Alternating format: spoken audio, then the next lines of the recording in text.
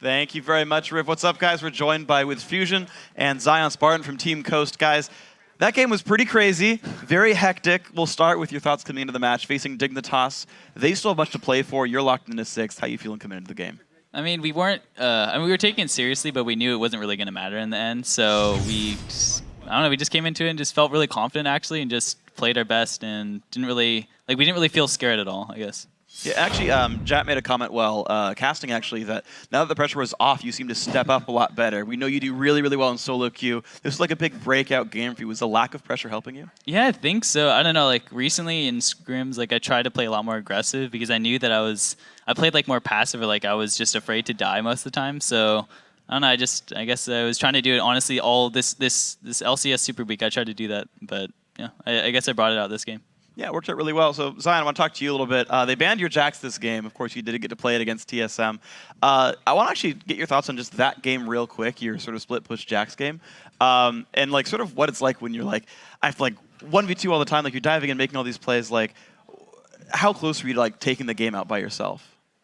Well, I could say one thing. There's times when I love top lane, and there's times when I hate top lane. I'm playing Renekton and Shyvana. I'm like, okay, guys, I'm just going to like build full tank items and sit in their team. But when I'm playing things like Jax, I'm just like, this is why I love playing top lane. This is why I picked this lane out of all the lanes, all the 1v2s and all that. Being level 1 until 5 minutes, it's okay if I can play a split pusher like Jax. And it's just really, really fun to just go in there and just not care. I just like dive, just like I can 1v2, I can 1v3, just like bring all of them, but then like the tower kills me half the time and I just like end up trading 1 for 1. But it's really nice to have that pressure on a split pusher like Jax, and it's really what made me love League of Legends, like being that strong where you can actually like take on multiple enemies on a team.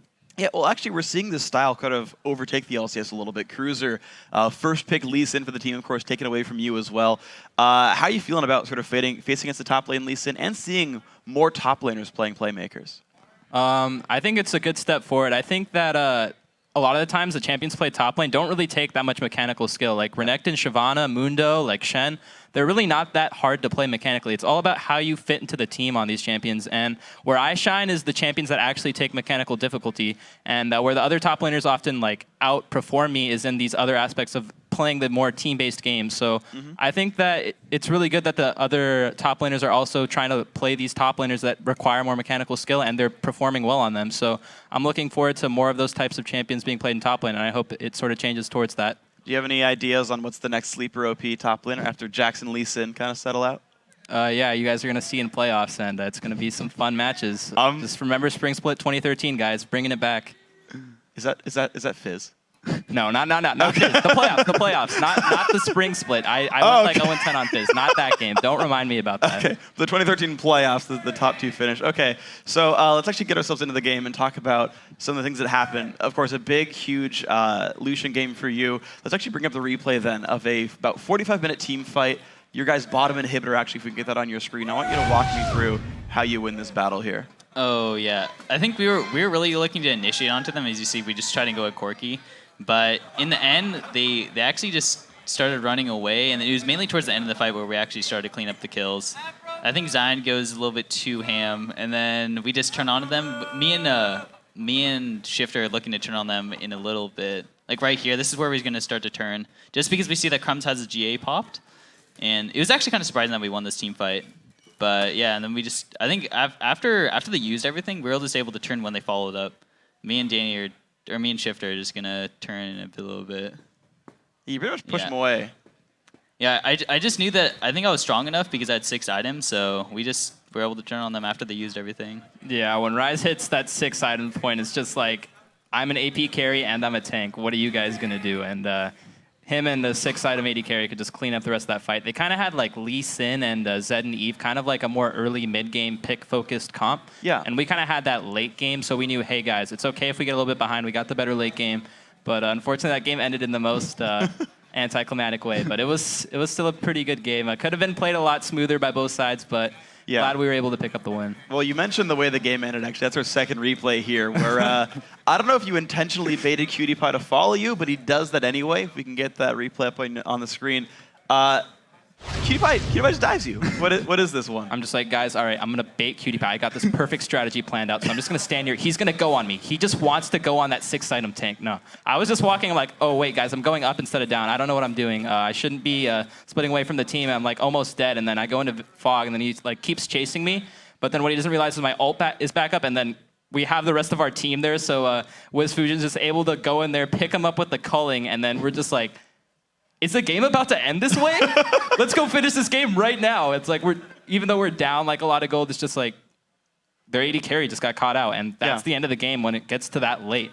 And we were just surprised that he would tunnel that hard on a tank, but I was really lucky I didn't end up dying there because it could have very well been the other way around, and that's what makes the difference between somebody look really bad and really good. If he had killed me, I would have looked like the bad player. It's like, what's Zion doing? He's running up, but my team was able to follow up in time, and they ended up making me look like the savior that baited PewDiePie really hard. So I'm really glad it turned out that way.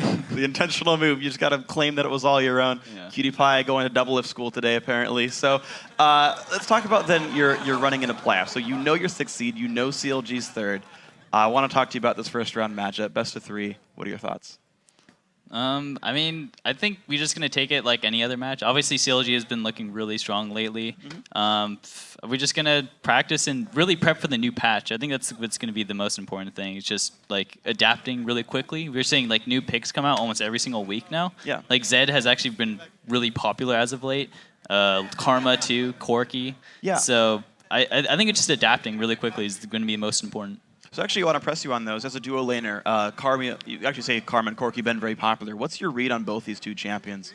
I think the fact that Corky, I think Corky has always been good ever since they buffed him, but he lacked in lane phase, and I don't think he's really bad at it, but he just has like, compared to Lucian or maybe Caitlyn, it's just weaker. But when you start to hit that level, like a level 11 ultimate or level 16, he does an absurd amount of damage because it's like 60% of your bonus AD or 60% of your AD, and then if you have Bloodthirster, you're just starting to do a ton of damage through rockets. And the fact that it's mixed damage is also really important. Yeah, and then Karma?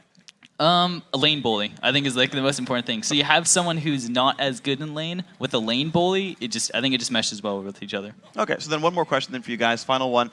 We've noticed a lot of 2-on-1 lane swaps been happening recently, especially with you guys. Your last 2 games, you go for 2-on-1s. Why is this happening? I think it's kind of just the way top lane currently is. It's just like, hey guys, I'm going to be level 1 until 5 minutes this game because everybody's running teleport and nobody wants to lane against the Renekton with Ignite. Or if you know you have the bad matchup, it's just like, why lane against someone I can run teleport and 2v1? So it's just kind of like being run every game. With teleport being buffed, it's actually a really strong summoner spell, especially during the early game because the cooldown's reduced to like 3 minutes if you use it on a tower. So not only is it good for laning, it's probably the summoner spell that scales the most into the late game because of how strong it is to have one person in the bottom side of the map who can be on the other side of the map in just 4 seconds. So it's kind of like I think the biggest thing is like the teleport being buffed, essentially. And interesting that if you actually went with the Ignite Jax game and managed to get a bunch of kills that way, I liked that. You had the summoner spell advantage and used it. It was fun. I'm like, guys, I like getting kills on Jax, so I'm going to run Ignite. I hope you guys don't mind. I'm not going to be able to teleport into fights, though. So, sorry, I'm going to be split pushing the whole game. It's fine. Ignore team acquire KDA. Yeah. I like it. All right, guys, well, of course, congratulations on the win. We'll see you tomorrow. Thanks very much for your time. Going to have 2 more LCS games plus the Challenger quarterfinals. Keep your browser where it is right now. We've got more LCS coming your way. When we come back, CLG takes the Rift against Evil Geniuses, so don't go anywhere.